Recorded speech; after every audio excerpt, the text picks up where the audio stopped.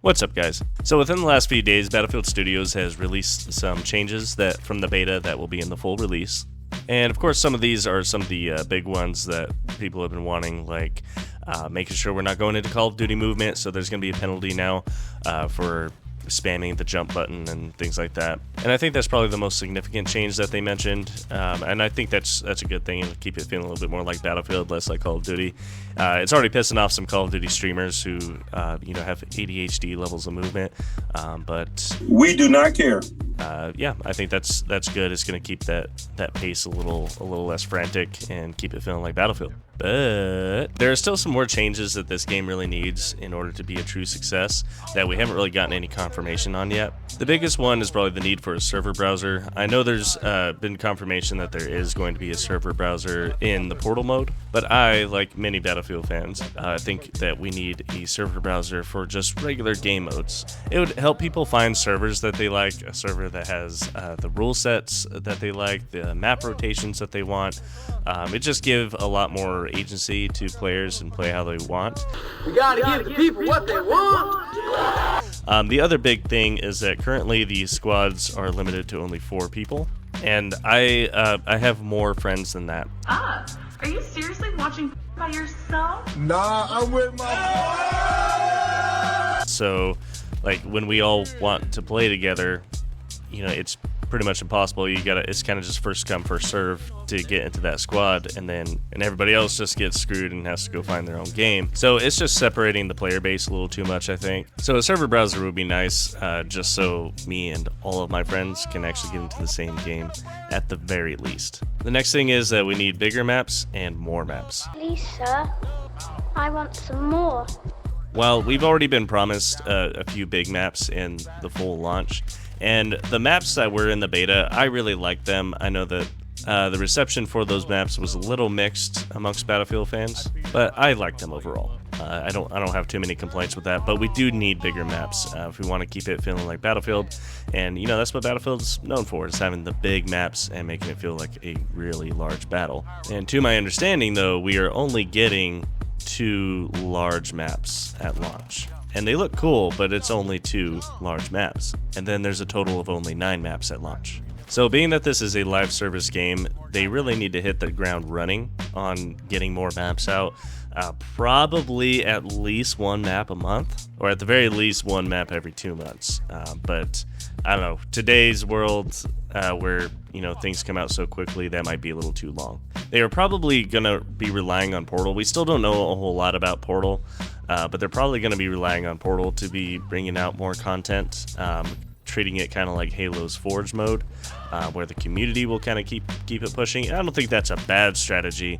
It's a bold strategy, Cotton. Let's see if it pays off for them. But most people do just like to play just, kind of the vanilla version of games. That is just the majority of most player bases. So we are going to need more official maps, and we're going to need them pretty often, I think, in order for the game to keep on feeling fresh and keep on bringing players back.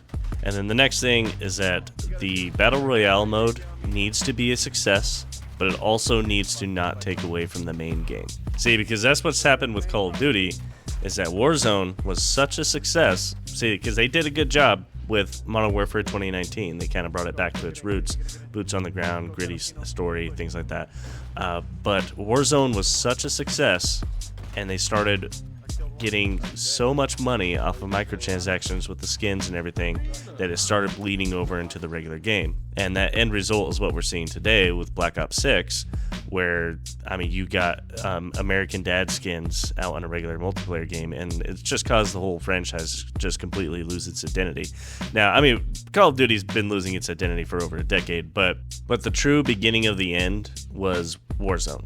As good as Warzone was when it first came out, I actually really liked it, and I'm not even a Battle Royale guy. They kind of became a victim of their own success. Congratulations, you played yourself.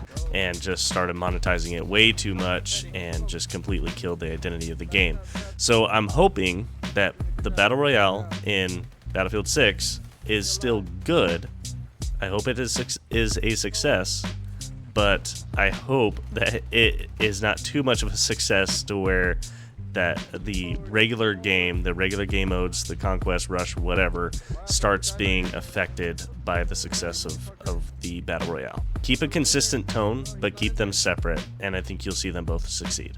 The next, I think they need to bring in more customization. We've been seeing some leaks where the skins look pretty cool. I like the fact that they're going with like squad-based skins. So you get it, get a skin and it's like from, like a certain kind of squad or unit or something like that. And so like I think that's pretty cool. I think that's a good way to do it, and gives them a lot of freedom and a lot of content that they can put out without getting into the kind of like weird skins that we're getting with Call of Duty. But so far we haven't really seen a whole lot of customization as far as even just changing your gender for your class or changing the look of gear on your operator. I think that could go a long way in keeping players satisfied with customization without making it get too cartoony. At the very least, I would like to at least be able to change the gender of my operator. Right now it's looking like 2 operators are going to be always male and 2 operators are going to be always female. I don't know. I would like to be able to change those kinds of things. I don't know. I like my operators to kind of look a little bit like me. Maybe I'm narcissistic in that way, but that's just how I like to do it when I create a character, and I would like that kind of customization. I don't think it has to get too crazy, like in Fallout or something where you're creating every little detail of your operator. But I do think it might be a little bit more successful if you offer some more customization options like that, aside from just the regular expected kind of skins. And then everything else is really just going to be some quality of life stuff. Like, I think like the time to die is a really big one. That's probably going to be fixed as they go, so I'm not too concerned about it. It was really annoying in the beta where sometimes I would already be behind cover for like a good 10 seconds, and then suddenly their bullets would finally register and I would die. That's a netcode issue that I believe Battlefield 5 had a similar problem, and they did eventually fix it. But I do think that needs to be fixed pretty quickly, either at launch or soon after, because that was really annoying, and I think it could definitely turn some players off. But yeah, I think this game is going to be a pretty big release. It's probably the most hyped for a game release I've been in a while. I think there's really only a few things that need to be fixed. It's already a pretty solid game. It already runs pretty well.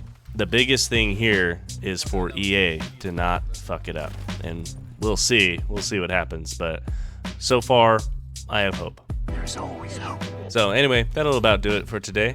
Appreciate you watching. I hope you enjoyed the video. Go ahead and leave a like and subscribe if you haven't already, and maybe watch another one. I thought we were...